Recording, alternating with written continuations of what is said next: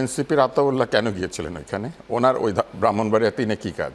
তার আগে আমি আসলে একটু কথা বলতে ভয় পাচ্ছি, মানে বাইরে যদি গুন্ডার টুন্ডার থাকে, মানে বলে কি হবে, আমাদের কাজ না, যেই মার আপনারা মারতে গেছেন আমাকে, এটা আপনারই বলছেন, আপনিই বলছেন। হ্যাঁ, আমাকে মারতে আসলে আমি আমারটা একটু বলি, একটু বলেন। মারতে আসলে মারবো, 2.5 মিনিট এখন একটু টাইম দিতে হবে ভাই, পরের বার। আচ্ছা, তো যেটা হচ্ছে ফ্যাক্ট, ওইখানের ঘটনার ভিডিও ফুটেজ সব আপনারা সবাই দেখেছেন। এটা নিয়ে আমি নতুন করে আসলে আলাপ করতে চাই না। এইভাবে হাতের ইশারা দিয়ে একজন নির্দেশ দিচ্ছেন, মারো, হাঁটছেন, প্লিজ আমি আপনার সামনে আমি তো বলতে দৌড়ায় আসছেন, আপনি দেখেন নাই? আপনি ভিডিও ফুটেজটা দিয়েন। হ্যাঁ, তো ওইখানে আচ্ছা, ওইখানে আপনি দেখেছেন যে রুমিন ফারহানা উনি কিভাবে হচ্ছে যে হাতের ইশারা করে তার লোকজন, তার ভদ্র লোকজন কিভাবে হচ্ছে যে হামলা করলো, এবং তার কথাই কিন্তু প্রতীয়মান যে তাদের ইন্টারনাল গ্যাঞ্জাম। সেখানে দেখেন আতাউল্লাহ ওই সংসদীয় আসনের একজন ক্যান্ডিডেট, এবং সে ওখানে কাজকর্ম করছে, এবং উনার যে কথাবার্তা যে নিবন্ধন পায়নি, তাহলে তো আমার এখানেও বসার কথা না হিসাবে, আমরা তো নিবন্ধিত দলই না।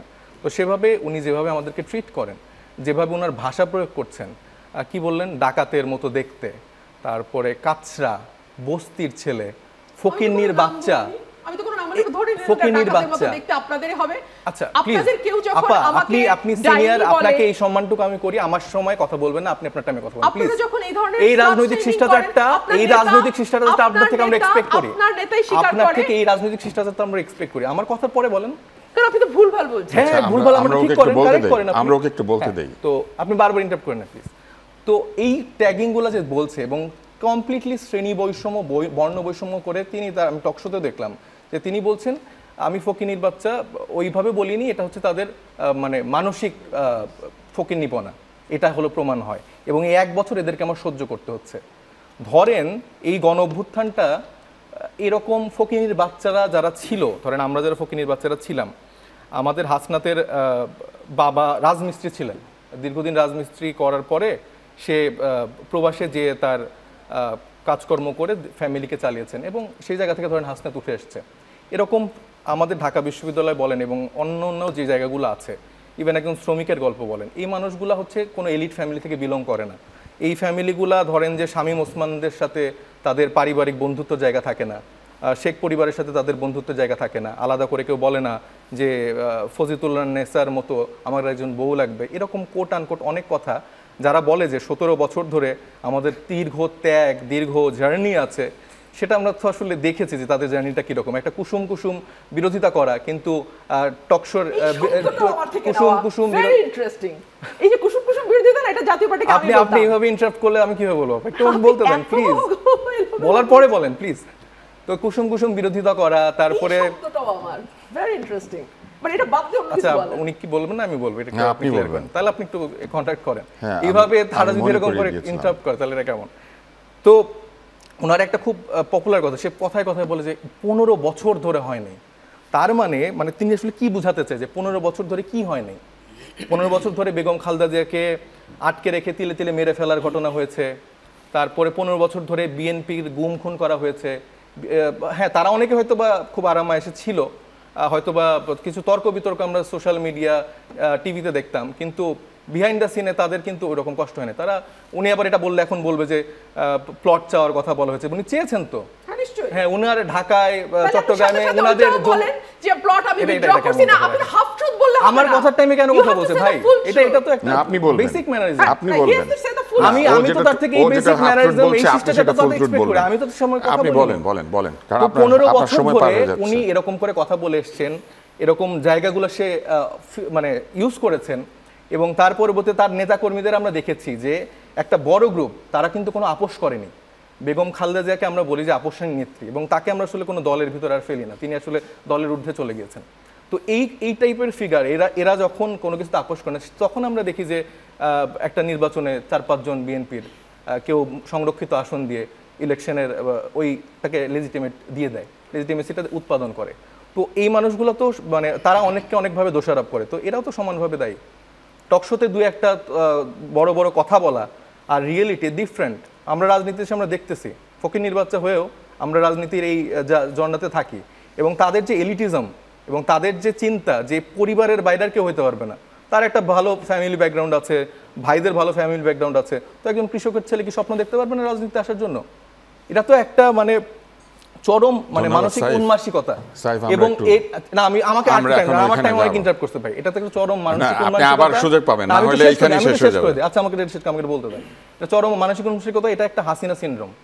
তিনি যে ভাষায় কথা বলছেন, যেভাবে অ্যাটাক করছেন, যেভাবে ছোট করছেন, তার থেকে তো আমরা অনেক কিছু এক্সপেক্ট করেছি। তার আসলে ক্ষোভের জায়গাটা কই, তার আসলে কষ্টের জায়গাটা কই, হাসিনা কেন চলে গেছে, এটা কেন ভাঙা হয়েছে, আওয়ামী লীগ কেন নিষিদ্ধ হয়েছে। একটু আগে বললো যে আমরা শিওর না যে আসলে আওয়ামী লীগ মানে ইলেকশনে আসবেন কিনা, তাদের ভোট ব্যাংকে সে টার্গেট করছে, তাদেরকে সে কোনোভাবে মানে মিস করা থেকে বাদ দিতে পারছে না, এবং তাদেরকে কোনো না কোনো ফরম্যাটে সে ফিরিয়ে আনতে চায়।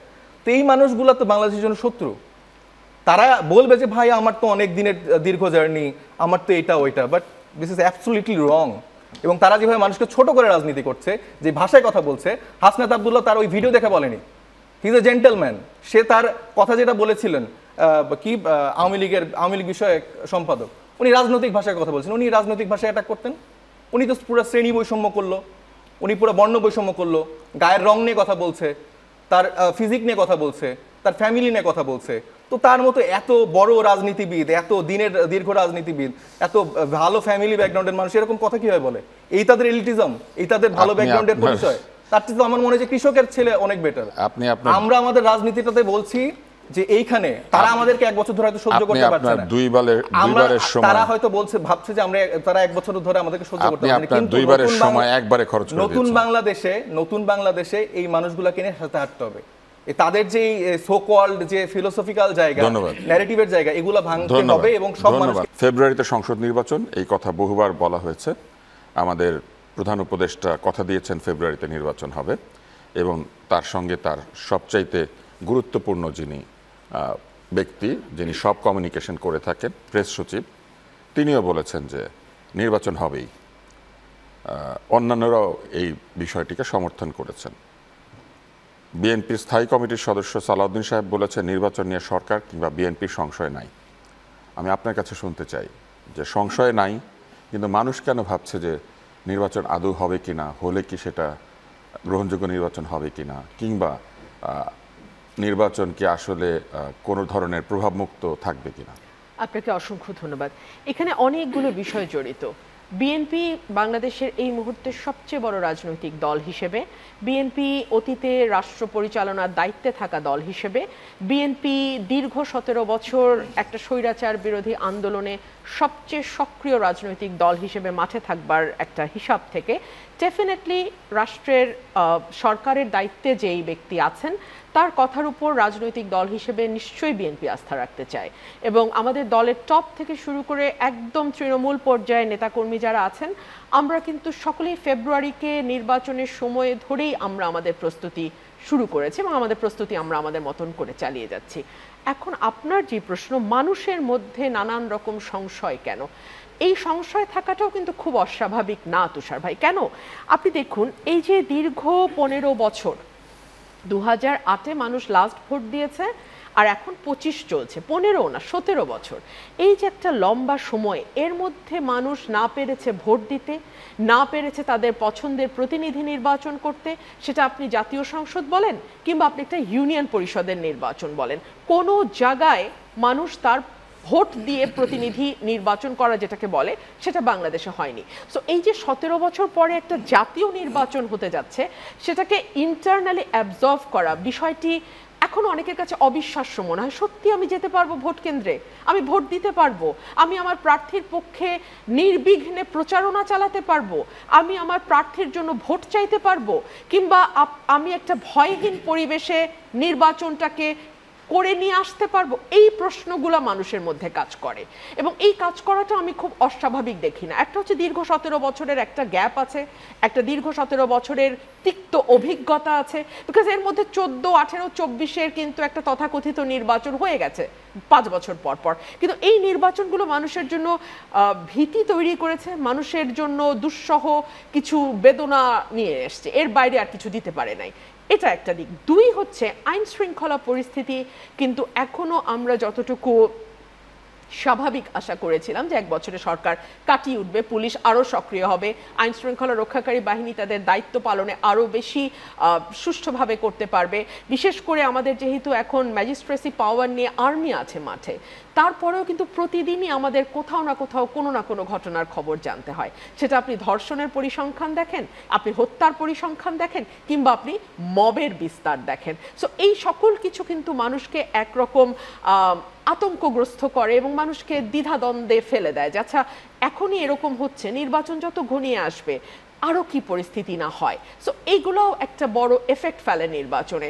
3 হচ্ছে আমাদের একটা বড় রাজনৈতিক দল এবং গোষ্ঠী বা এক ধরনের রাজনৈতিক ভাবধারার যে রাজনৈতিক দল আছে, আমি খোলাখুলি বললে আওয়ামী লীগ, তাদেরকে নির্বাচনের বাইরে রেখে এই নির্বাচনটি হবে কিনা এটা কিন্তু আমরা এখনো পরিষ্কার না। মানে আওয়ামী লীগের কার্যক্রম নিষিদ্ধ, কিন্তু আওয়ামী লীগ কি নির্বাচনে অংশ নিতে পারবে কিনা এই ব্যাপারে কিন্তু সরকার এখনো পরিষ্কার করে কিছু বলে নাই। বিচার এবং সংস্কারের পরিস্থিতিটা কি দাঁড়াবে এগুলো নিয়েও মানুষের মধ্যে এক ধরনের আস্থাহীনতা আছে। আমরা কিন্তু অনেক রাজনৈতিক দলকে বলতে শুনছি বিচার বা সংস্কার শেষ না করে কোনো নির্বাচন বাংলাদেশে হবে না। এই কথা যখন আসে স্বাভাবিকভাবে যেই মানুষটি হয়তো সরাসরি রাজনীতির সঙ্গে যুক্ত না, ডিরেক্টলি কোনো পলিটিক্যাল পার্টির পোস্ট হোল্ড করে না, সেই মানুষটি একজন ভোটার, সে আতঙ্কগ্রস্ত হয়ে যায় আচ্ছা তাহলে তো বিচার সংস্কার কত দূর গেলে নির্বাচন হবে, সেটা কতটুকু হলে আমরা বলবো যে এখন নির্বাচন করা যায়, এটাও একটা প্রশ্ন। সময় ব্যক্তি আক্রমণ করা হয়েছে তো আমাকে জবাবটা তো দিতে হবে। আমাকে বলা হয়েছে যে আমি প্লট চেয়েছি, অফকোর্স আমি প্লট চেয়েছি, একজন মেম্বার অফ পার্লামেন্ট প্লট চাইতেই পারেন। 1, 2 হচ্ছে প্লটটা আমি প্রত্যাহার করেছি আবেদনটা। আমি কিন্তু কারো বাসায় ঢুকে 1 কোটি টাকা চাইনি, আমি আইনগতভাবে প্লট চাওয়ার যোগ্য, আমি প্লট চেয়েছি, আমি প্রত্যাহার করেছি। 2 হচ্ছে ব্যক্তি জীবন এবং রাজনৈতিক জীবন, উনি আমার ব্যক্তি জীবনের সাথে আমার পারিবারিক জীবনের সাথে রাজনৈতিক জীবনকে গুলিয়ে ফেলেছেন। ধরুন বঙ্গবন্ধুর সঙ্গে মৌলানা ভাসানীর যখন আলাদা হয়ে গেল, ন্যাপ তৈরি করলো মৌলানা ভাসানী, আমার আব্বা অলি আহাদ, বঙ্গবন্ধু আওয়ামী লীগ নিয়ে আলাদা হয়ে গেল। রাতের বেলা বঙ্গবন্ধু যেতেন মৌলানা ভাসানীর কাছে অ্যাডভাইস নিতে, when even he was the prime minister, advice নিতে যেতেন। এটা ছিল পলিটিক্যাল সংস্কৃতি। বিরোধিতা তো থাকবেই, কিন্তু পরস্পরের চামড়া খুলে ফেলা, পরস্পরের বিরুদ্ধে কুৎসিততম স্লোগান দেওয়া, ব্যক্তি সম্পর্ককে এমন জায়গায় নিয়ে যাওয়া যে একেবারে ছিঁড়ে খুঁড়ে ফেলতে হবে, এটা ছিল না। শাহ আজিজকে বঙ্গবন্ধু জেলে নিয়েছিলেন কারণ তিনি মুক্তিযুদ্ধের বিপক্ষে দাঁড়িয়েছিলেন, কিন্তু সেই শাহ আজিজেও জেলে যাতে ভালো থাকে সেটা উনি এনশিওর করেছেন। সো পলিটিক্যাল কালচারটার এই কালচার ছিল বাংলাদেশে, এই কালচারের মধ্যে দিয়ে আমার পরিবার গেছে, সো এই কালচারকেই আমি ধারণ করি। আমি যেমন শামীম ওসমানকে জাতা ভাষায় আক্রমণ করেছি, ওই সময় শামীম ওসমানের সাথে টকশো করা তো দূর কি বাত, শামীম ওসমান নাম নিতেও এক একজনের কাপড় নষ্ট হয়ে যেত। সেই সময় শামীম ওসমানের সাথে আমি তর্ক করেছি। কুসুম কুসুম বিরোধিতা কি পরিমাণ আমার বক্তব্য তারা শুনেছে যে এই কুসুম কুসুম বিরোধিতাটা জাতীয় পার্টিকে আমি বলতাম, আমি বলেছি ভালো, সেটাই একই কথা। এই ছেলেটি এত বছর পরে একই কথা বলছে।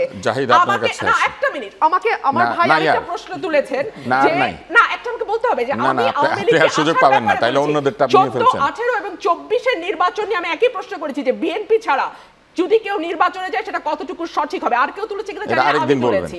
আর আরেকদিন last but not the least, আমি চেহারা নিয়ে কথা বলেছি। তাদের এক নেত্রী ফেসবুক স্ট্যাটাস দিয়েছেন আমি নাকি পুরুষ হাতানোর ব্যাপারে এক্সপার্ট, এবং সেজন্য আমি ওয়েট ক্ষমা চেয়েছেন। 1 মিনিট মানে 1 মিনিট সাইফ, তোমার সাথে চুক্তি ছিল যে তুমি পরে আর সুযোগ পাবে না। Thank you. তো আমি যেটা বলতে চাচ্ছি যে আমরা আসলে যে নতুন রাজনৈতিক কালচারটাই বিশ্বাস করি, সেখানে আমি হাসনাতের ভাষায় বলবো যে রুমিন আপা সহ যারা নারী নেতৃত্বের জায়গা আছেন তাদেরকে সেই শ্রদ্ধা এবং সাইবার বুলিং থেকে আমরা চাই না যে এরকম কোনো পর্যায়ে তারা পড়ুক। উনি আমাদের হয়তো বা মারতে পারে, ঢিল মারতে পারে, বাট আমরা তাকে ফুল দিতে চাই। তো আমরা রাজনৈতিক কালচারটা এটাই চাই যে সুন্দর করে আমরা একসাথে রাজনীতিটা করবো, এইটাই। Thank you.